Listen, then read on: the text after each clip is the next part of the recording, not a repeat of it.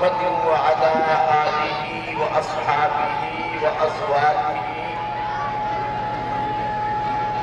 وذرياته وبارك وسلم تسليما كثيرا كثيرا.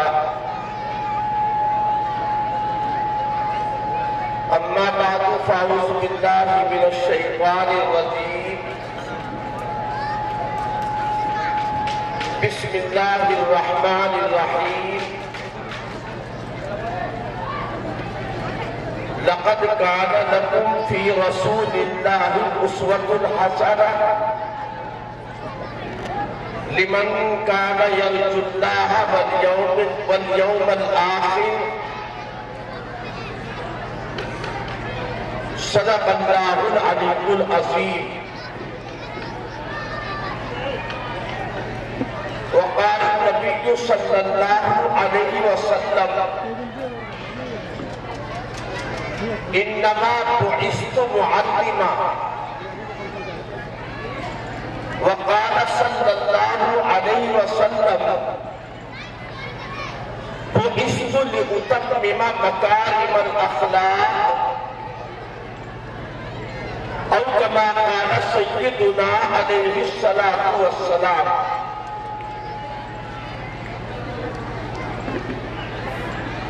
اسٹیج پر جلوہ افروز لائق احترام حضرات علماء کرام، معزز حاضرین اور ہماری اسلامی ماں بہنوں اور بچیوں،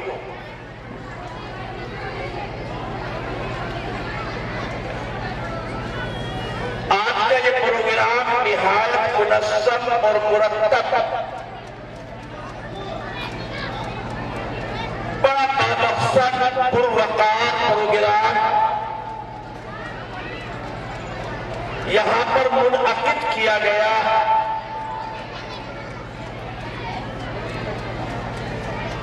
اور اس اجلاس کا جو سب سے بڑا اہم مقصد تھا، یعنی اس ادارے میں پڑھنے والی ہماری بچیاں اور یہاں پڑھنے والے طلبہ عزیز، ان کے ذریعے سے مختلف زبانوں میں مختلف انداز میں جو دین کی باتیں ہمارے اور آپ کے سامنے آئی، اس سے اس بات کا بخوبی اچھی طرح اندازہ لگایا جا سکتا ہے کہ آج کے اس ادارے میں تعلیم و تربیت کا نہایت مستحکم اور مضبوط انتظام ہے.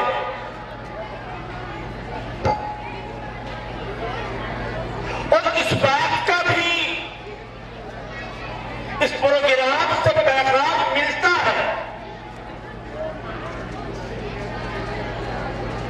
کہ اگر بچوں اور بچیوں پر محنت کی جائے، اداروں میں صحیح تعلیم اور تربیت کا انتظام ہو،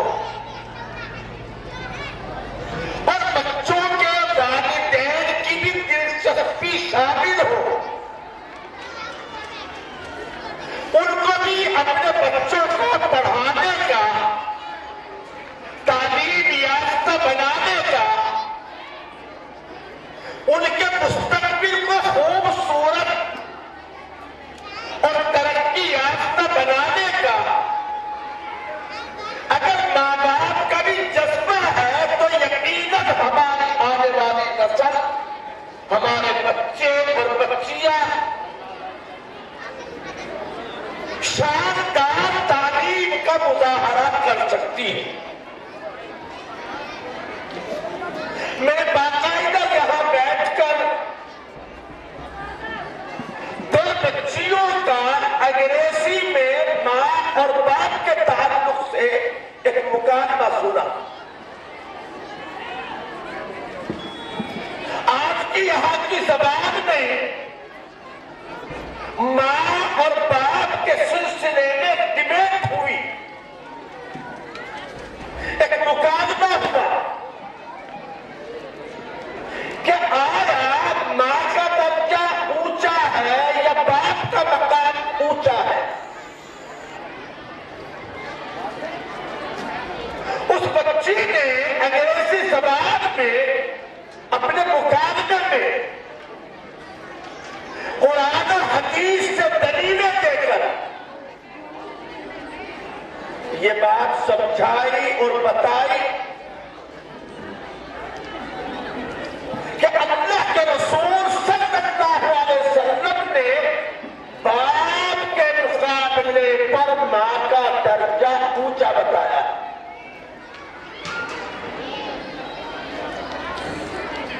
اس کا یہ مطلب نہیں ہے کہ ماں کے مقابلے پر باپ کی تحقیر کی جائے, توہین کی جائے.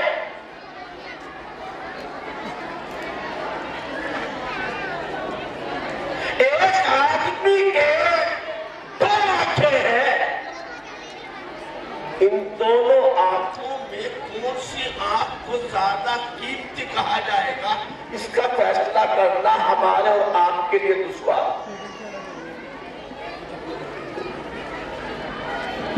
میں ایک بات آپ سب کو بتانا چاہتا ہوں, خدمت ماں کی زیادہ کرو, اطاعت باپ کی زیادہ کرو.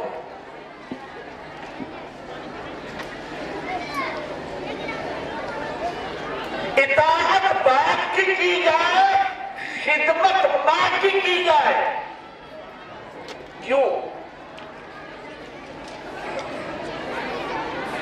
جو حدیث ان بچیوں نے پیش کی تھی, ایک صحابی حضور کے دربار میں حاضر ہوئے, عرض کیا یا رسول اللہ میں کس کی خدمت کروں؟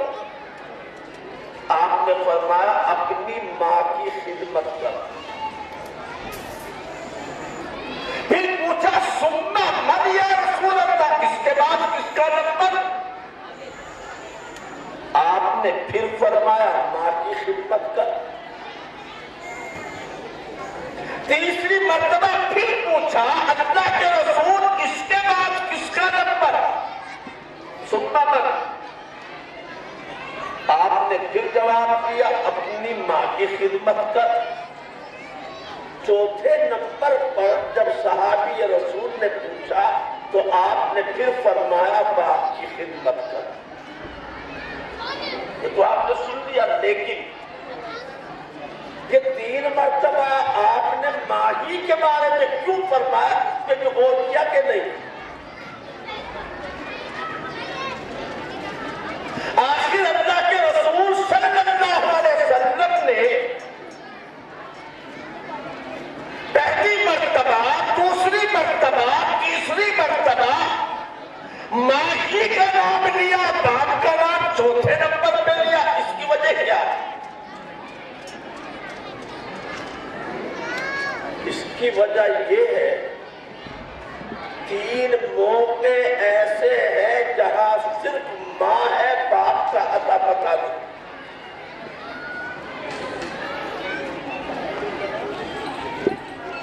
جتنے دنوں تک ایک بچہ مادر رحم مادر میں ماں کے رحم میں رہتا ہے اور اس زمانے کی دقت, تکلیف, پریشانی صرف ماں جھیلتی ہے, ابا کو کچھ اتا پتا نہیں.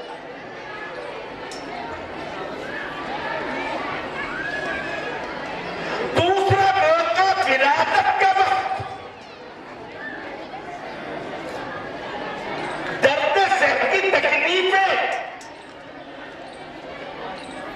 ولادت کے وقت کی تکلیف گویا کہ ایک عورت دوسری مرتبہ زندہ ہوتی ہے.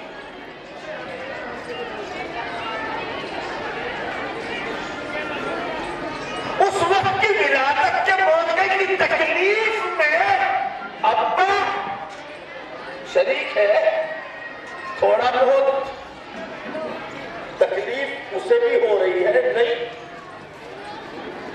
تیسرا نمبر دودھ پلانے کا۔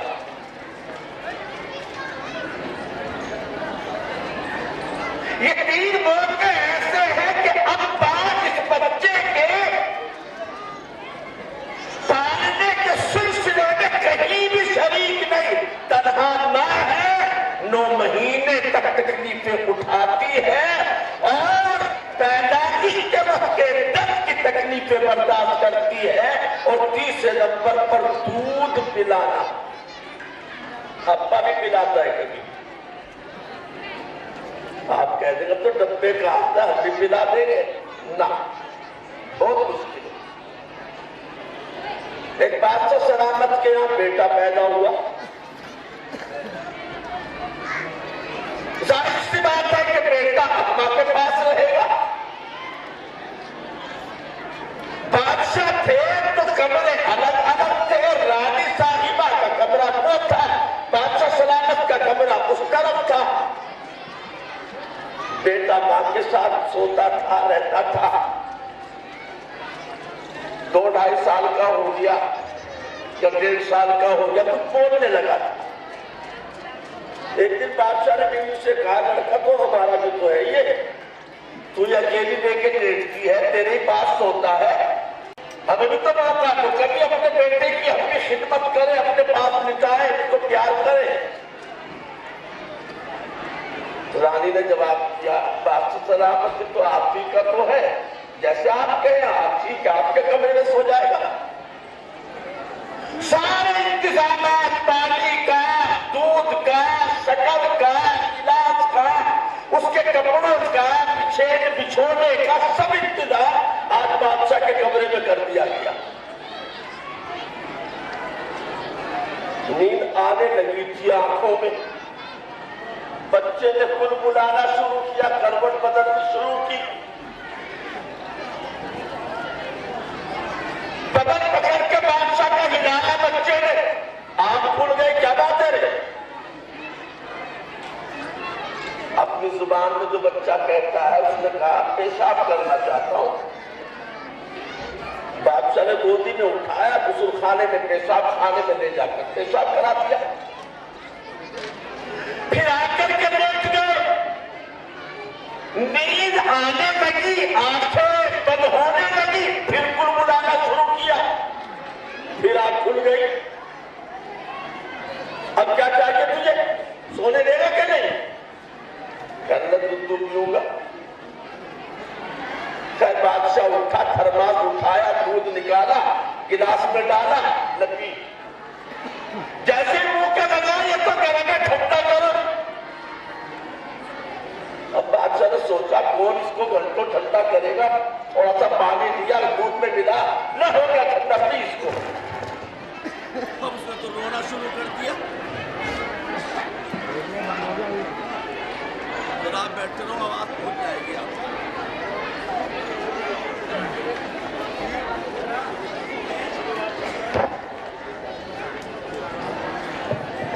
آ گئی۔ اب بچہ تو بچہ ہے، سن کر کے پہلے پانی نکالا، سب بھی ہوگا، اس کا پانی الگ کرو۔ بادشاہ کو آنا غصہ، مارا تھپڑ کھینچ کے، پاگل کہیں گے، میں مشین لے رہا ہے پانی نکالنے کی الگ۔ جیسے منہ پہ تھپڑ پڑا، بچہ زور سے چیخا، چلایا، رویا، ماں کو پریشان بے قرار ہوگی، بھاگی بھاگی آئی، کیا ہو گیا میرے لال میرے چلتا کو، کیا بات ہوئی، کیوں آ رہا ہے اتنی زور سے؟ کیا بات ہوئی؟ بادشاہ سلامت دماغ خراب کر کے رکھ دیا اس نے۔ نیند لگی تھی، کہنے لگے پیشاب کرو، پیشاب بھی کرا دیا۔ پھر نیند لگی، دودھ پیو، دودھ بھی دے دیا۔ پھر کہتا گرم ہے، تھوڑا سا پانی ڈال کے چپٹا کر دیا۔ اب کہتا پانی نکال، دودھ تب پیوں گا، میں کہاں سے نکالوں؟ سنو بچوں، ماں ماں ہوتی ہے، بچے کو پالنا صرف ماں جانتی ہے، اس لیے بتا رہا ہوں واقعہ۔ ماں نے پیار سے بیٹے کو روٹی میں دیا، آجا میرے منہ میرے چلتا، میں دودھ سے پانی نکال کے تجھے پلاؤں گی۔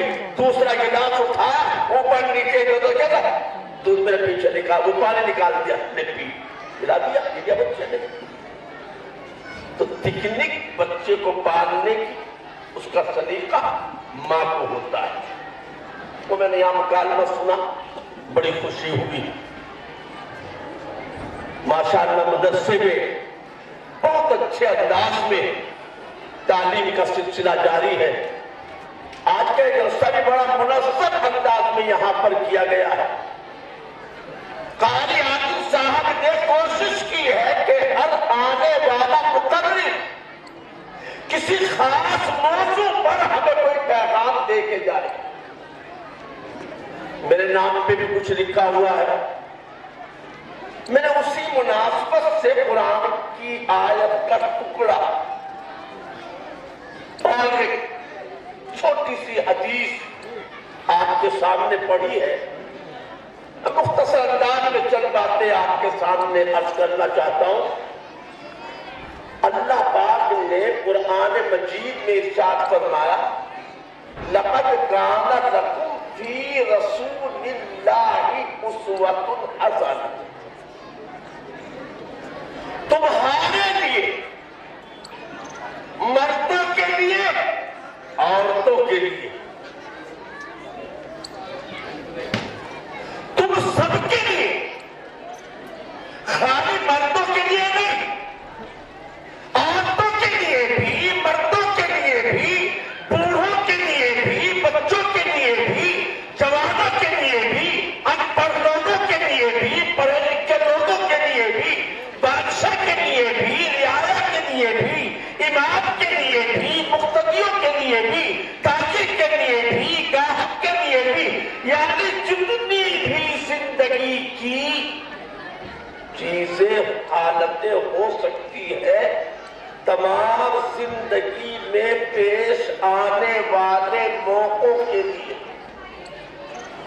زندگی میں پیش آنے والے تمام کاموں کے لیے رسول اللہ صلی اللہ علیہ وسلم کی مبارک ذات میں تمہارے لیے بہترین نمونہ موجود ہے۔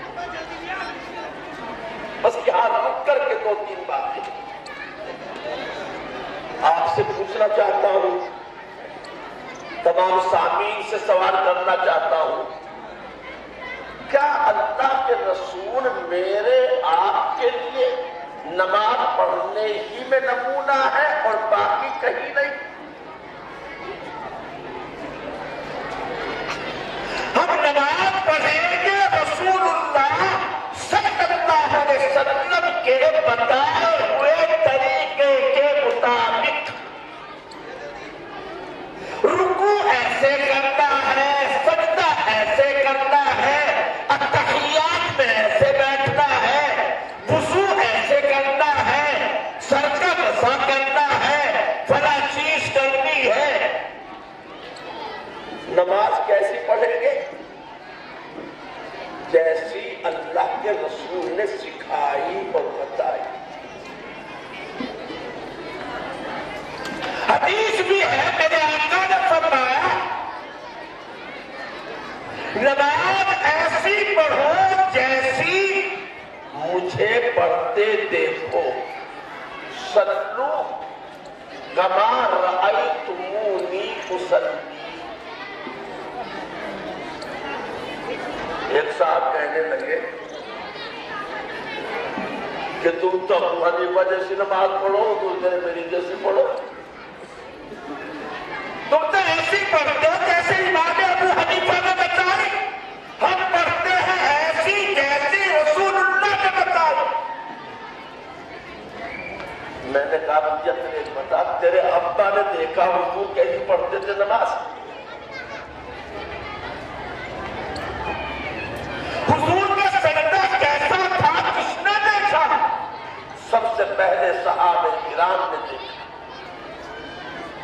صحابہ کرام کو پڑھتے امام ابو حنیفہ نے دیکھا، امام شافعی نے دیکھا، اپنے بڑوں کو دیکھا، امام بخاری نے امام ابو حنیفہ کو پڑھتے دیکھا اور سلسلہ چلتے چلتے ہم تک آیا تو نماز کیسی پڑھتے ہیں جیسی رسول اللہ صلی اللہ علیہ وسلم نے ہمیں بتائی.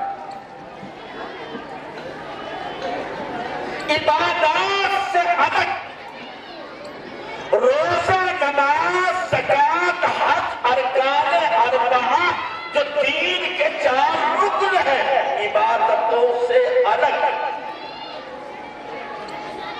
ہمارے معاملات، ہماری معاشرت،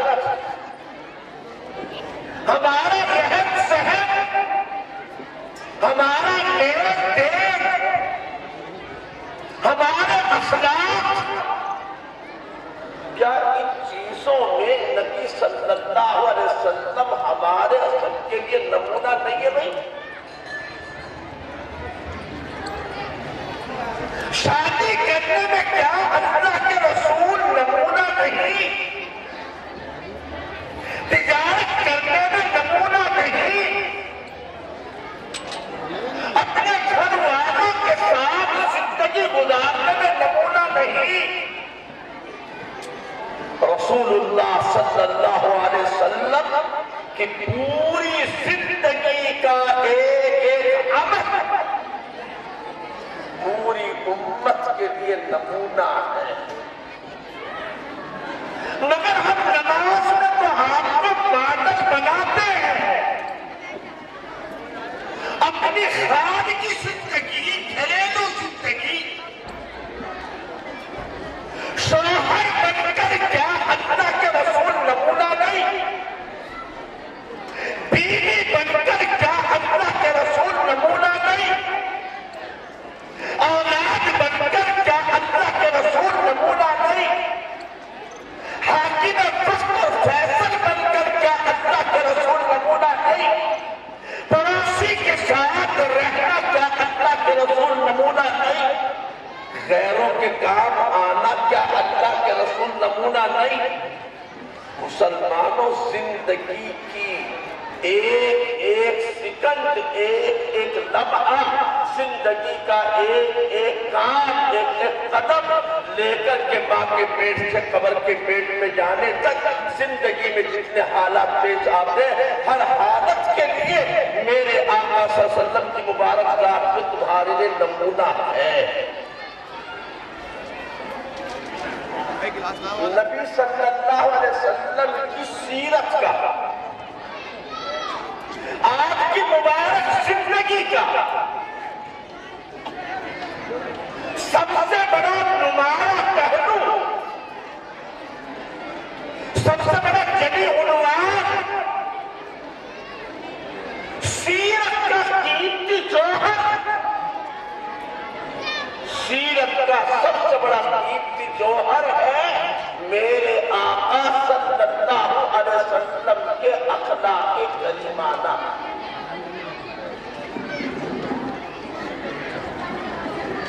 آپ کے اخلاق. ایک مرتبہ نبی پاک علیہ السلام نماز کے لیے تشریف لے جا رہا. غور سے سننا، نماز تو اہم رکن ہے نا دین کا. تمام ارکان میں اہم رکن نماز ہے. آپ نماز کے لیے تشریف لے جا رہے ہیں، راستے میں ایک یہودی نے روک لیا. میرا بہت سارا کام تو ہو گیا، تھوڑا سا باقی اس کو اور کروا دو. آپ نماز کے لیے تشریف نہیں لے گئے، نماز کے لیے جانا آپ نے موقوف کر دیا. اور ایک اللہ کے بندے جو کہ مومن بھی نہیں ہے، یہودی ہے، اس کا ہاتھ بٹانے، اس کی ہمدردی کرنے کے لیے چلے گئے اور اس کا کام میں ہاتھ بٹا کر جب واپس تشریف لائے، اس کے بعد آپ نے نماز ادا کرنا.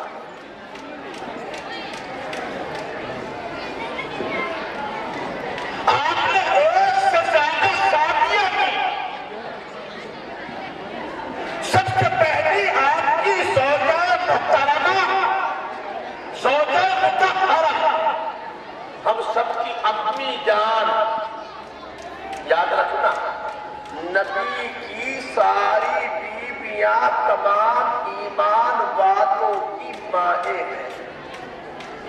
قرآن میں لکھا ہے النبی اولی المؤمنین من انفسہم وازواجہ امہاتہم. نبی کی بیویاں ان ایمان والوں کی مائیں ہیں. اسی لیے نبی علیہ السلام کے دنیا سے پردہ فرما لینے کے بعد نبی کی بیوی سے کسی دوسرے مرد کا نکاح نہیں ہو سکتا. دنیا کی ہر شوہر کے انتقال کے بعد عدت کی مدت گزار کر اگر کسی مرد سے کوئی بتا سکتا ہے کہ کبھی کسی بیوی نے نبی صلی اللہ علیہ وسلم کی کوئی شکایت کبھی زبان پر لائی؟ کام خود فرما لیا کرتے تھے. اپنی جوتیاں خود گاس لیا کرتے تھے. وہ واقعہ تو بڑا مشہور ہے کہ ایک مرتبہ نبی پاک صلی اللہ علیہ وسلم بھری دوپہر میں کمر پر کپڑا باندھے دھوپ میں بیٹھے ہوئے اپنی جوتیاں درست فرما رہے. یوں ہی آپ کا پسینہ بہت زیادہ نکلتا تھا. کان رسول اللہ صلی اللہ علیہ وسلم کثیر العرق. پسینہ آپ کو بہت زیادہ آتا تھا. دھوپ تھی, دوپہر کا وقت تھا, کام میں مصروف تھے, اب تو اور زیادہ پسینہ نکل رہا تھا. پسینہ نکل رہا تھا, بدن پر پسینے کے قطرے ایسے چمک رہے تھے, ایسے دکھائی پڑ رہے تھے جیسا کہ گلاب کی پتیوں پر شبنم کے قطرے. ہماری اپنی جان حضرت عائشہ صدیقہ رضی اللہ تعالی عنہا نے جب یہ منظر دیکھا کہ آقا کے مبارک جسم پر پسینے کے قطرے, تو رہا نہیں گیا حضرت عائشہ رضی اللہ عنہا سے. کہنے لگی, مشہور اثار ہے, لعابا سلیخا لو رأین جبینہ لآثرن بالقطع القلوب علی الأیدی لو سمعوا فی مصر اوصاف قطعی لما بدلوا فی صوم یوسف بالنقدی. حضرت عائشہ نے اسی وقت میں جب آپ اپنی جوتیاں گاڑ رہے تھے یہ اشعار فرمائے, اگر مصر والے سن بھی لیتے, مصر والے جہاں یوسف علیہ السلام کو بازار میں بیچا گیا تھا, اگر مصر والے میرے آقا کے بارے میں دیکھنا تو دور کی بات, اگر سن بھی لیتے میرے آقا کے رخ رخسار کے بارے میں, لما بدلوا فی صوم یوسف بالنقدی, تو یوسف کو خریدنے کے لیے نقدی خرچ نہ کرتے, خریدار نہ بنتے. آگے کہتی ہے لعابا سلیخا لو رأین جبینہ, اے سلیخا کو ملامت کرنے والی مصر کی عورتوں. سلیخا فدا ہو گئی تھی, حضرت یوسف علیہ السلام کو دل دے بیٹھی تھی, تو مصر کی عورتیں لعنت کرنے لگی, ملامت کرنے لگی, کیسی باولی پگلی بے وقوف عورت ہے, غلام کے چکر میں پھنس گئی. ایسا فرما رہی ہے لعابا سلیخا, اے سلیخا کو ملامت کرنے والیوں,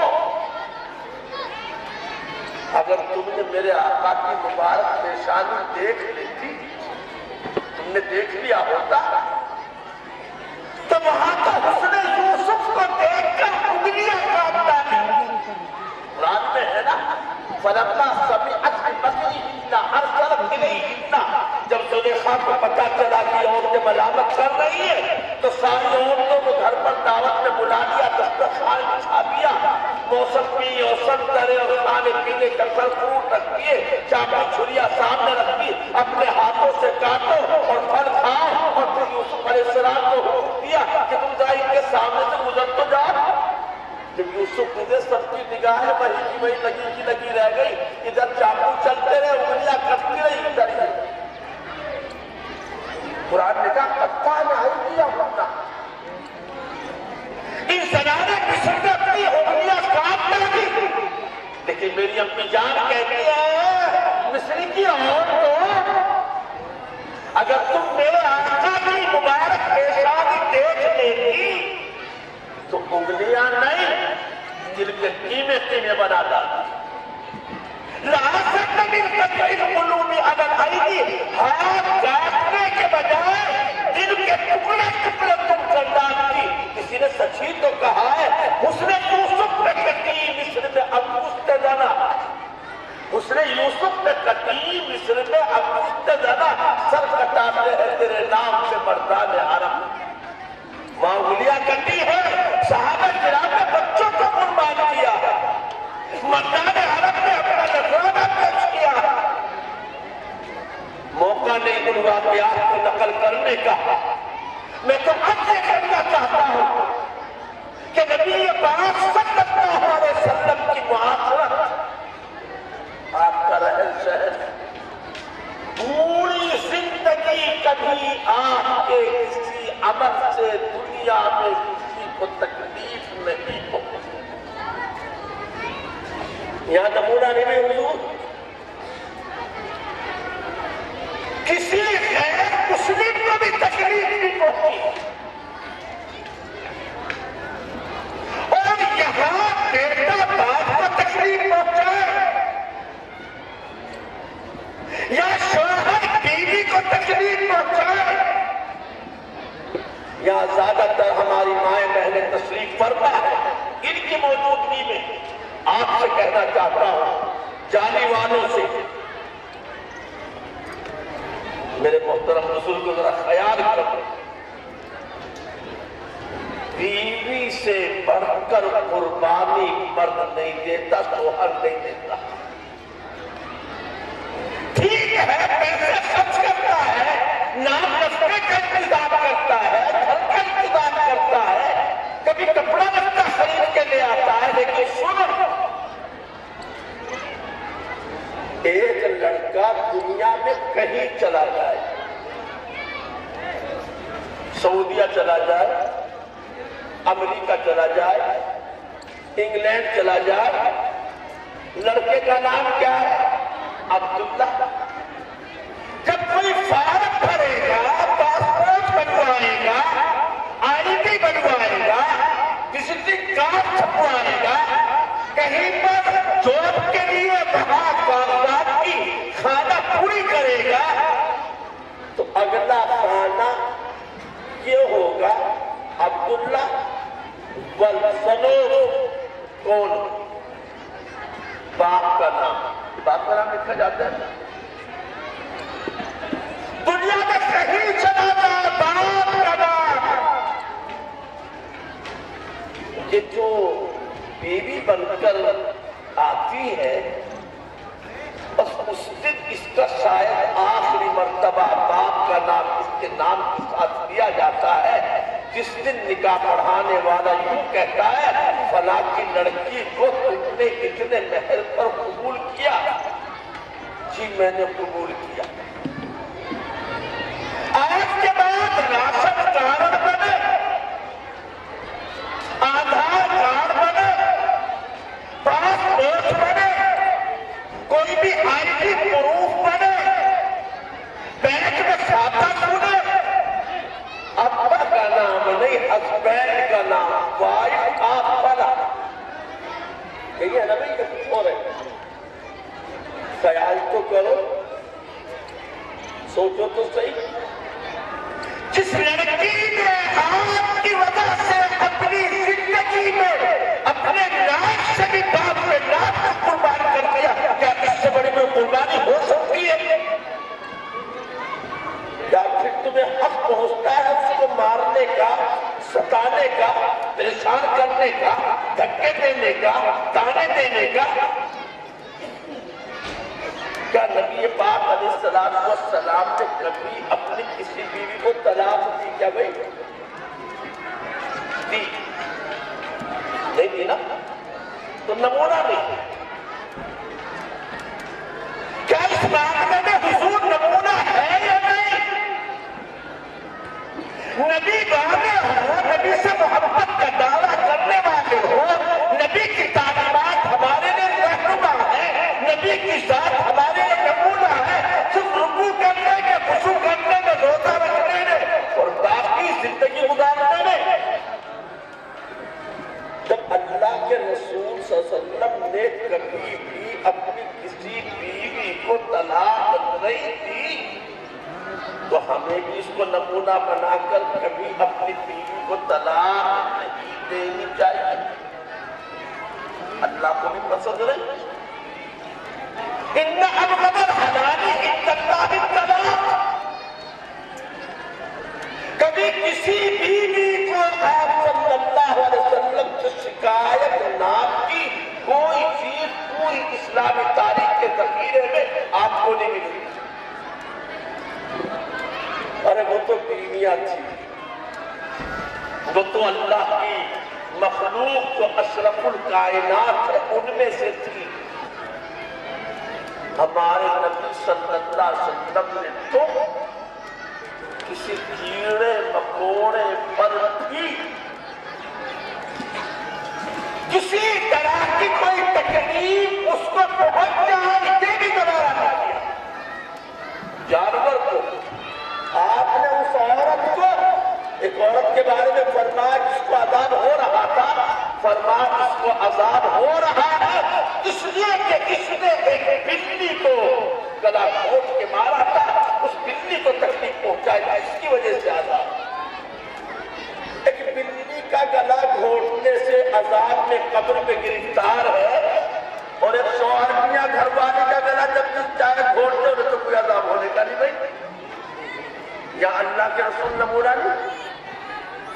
حضرت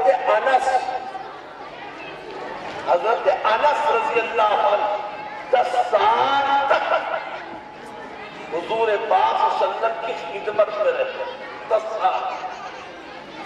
خود حضرت انس فرماتے جبکہ خادم تھے، صحابی تھے، صحابہ کرام سے سب کچھ نبی کا تھا، نبی چاہتے ڈانٹ سکتے تھے، نبی چاہتے کچھ کہہ سکتے تھے، لیکن اس کے باوجود حضرت انس کا بیان ہے 10 سال کی مدت میں کبھی بھی ایسا موقع نہیں آیا کہ نبی کے پاک علیہ السلام نے مجھے ڈانٹا ڈپٹا، کبھی نہیں آیا۔ میرے محترم بزرگوں، انسانیت کا احترام دین کی سب سے پہلی بنیادی تعلیم ہے۔ احترام انسانیت، مقام انسانیت، آداب انسانیت، تقاضا انسانیت، اس کو پورا کرنا یہ دین اسلام کی سب سے بنیادی تعلیم ہے۔ اور دین اسلام کا اہم پہلو کیا ہے؟ اسلامی اخلاق جو آج ہماری زندگیوں سے پتہ نہیں کتنی میلوں دور جا چکے ہیں۔ آج اخلاق نام کی چیز ہمارے معاشرے سے رخصت ہو چکی ہے، تبھی آج ہم پریشان ہیں۔ بات کر کے بجنے والے ہیں اذان